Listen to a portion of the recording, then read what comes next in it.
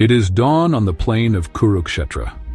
The eastern sky bleeds crimson, clouds edged in molten gold, as if the heavens themselves know what is coming.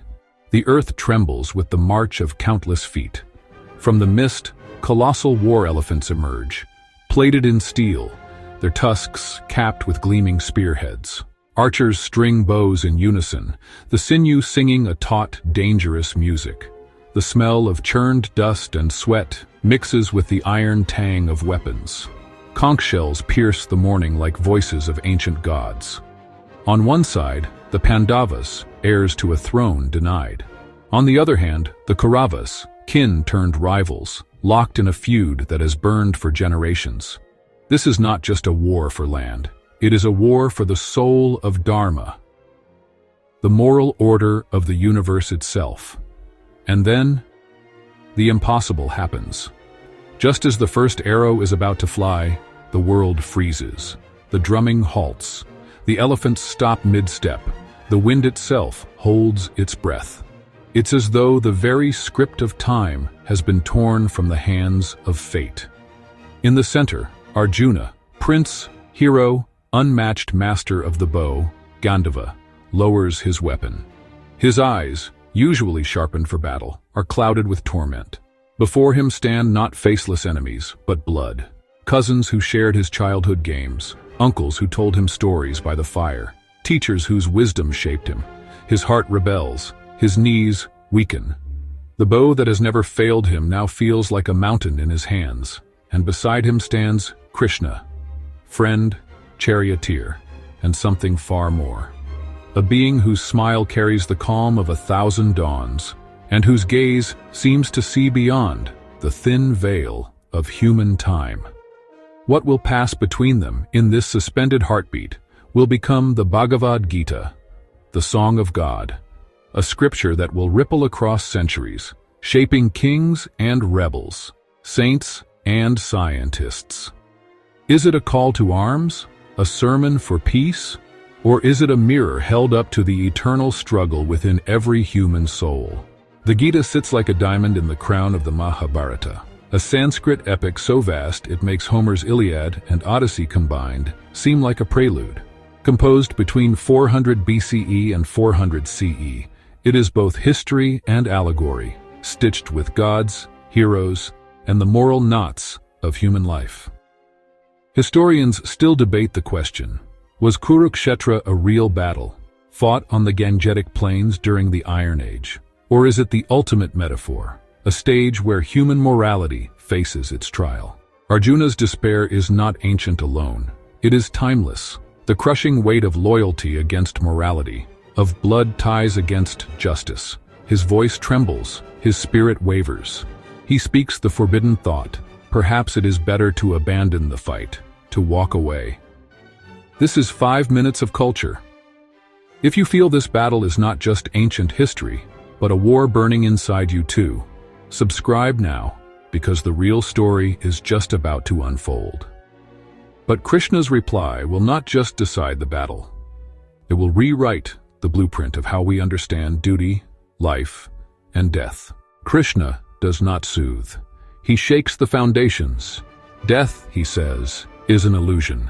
The soul, Atman, is eternal, untouched by spear, arrow, or flame. The body, only a garment, worn for a season, then cast aside. And here, a word enters the air like a thunderclap. Dharma. Sacred duty, the invisible lattice that holds the cosmos together. To forsake it is to let the threads of reality unravel. For Arjuna, Dharma demands battle. For you, it may be to create, to protect, to heal, to teach.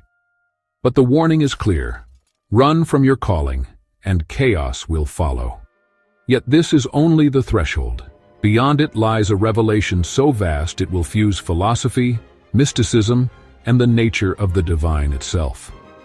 The Gita weaves 3 luminous strands from India's spiritual traditions. Karma yoga, selfless action, offered without craving for reward. Bhakti yoga, surrender through pure love and devotion to the divine. Jnana yoga, liberation through wisdom and direct insight into reality. These are not competing roads, but harmonics of the same cosmic chord. One may walk a single path, or weave them together. The promise at the journey's end is moksha, release from samsara, the endless cycle of birth and death. But there is a challenge as old as humanity, to live fully in the world's storms without being drowned by them, to act without being chained to the fruits of action. Then, the moment that poets and mystics have struggled for millennia to capture, Krishna reveals his Vishvarupa, the universal form. Arjuna sees entire galaxies spinning in his being, stars born and dying in an instant, suns blazing as eyes, and mouths devouring time itself. Creation and destruction dance in unison. It is beauty beyond endurance, terror beyond measure. Here is the divine unbound, the creator, the destroyer, the witness of all things. Arjuna, overwhelmed, bows low, his soul scorched and purified in a single vision. From the ashrams of ancient India, the Gita travels far. Persian scholars translate it into verse. European thinkers dissect its philosophy in candlelit salons.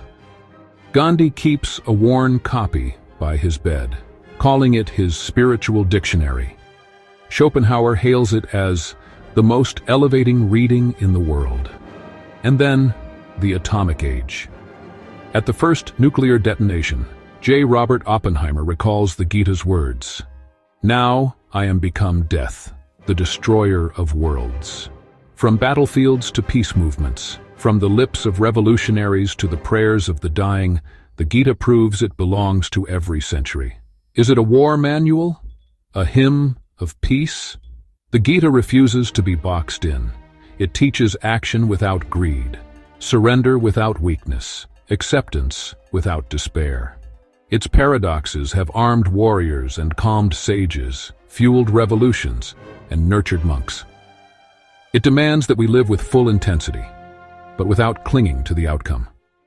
The dialogue ends, not with a truce, but with readiness. Arjuna lifts Gandhiva once more, no longer hesitant, yet transformed.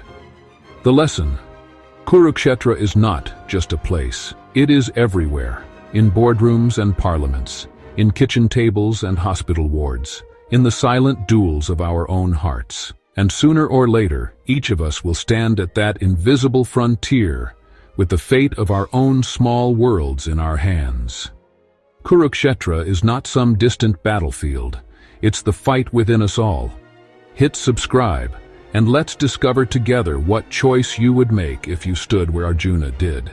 So, if you were Arjuna, standing where the earth meets eternity, what would you choose?